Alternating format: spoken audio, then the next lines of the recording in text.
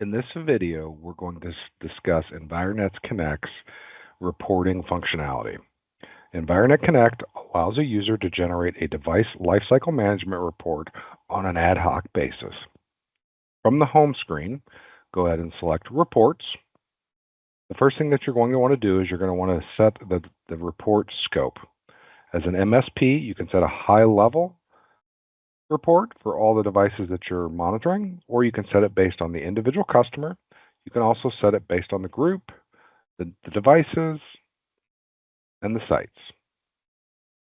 So we'll go ahead and select high level.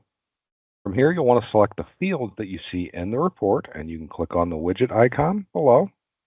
You can select every field that you want to see. Once you're done, go ahead and hit save. We do allow you to generate a sorted report based on the selected fields. So you can select any sort you want to perform.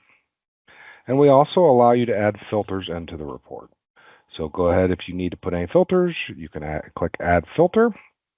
We allow you to filter based on device type, manufacturer, model, warranty expiration, installation date, battery EOL date, and support provider.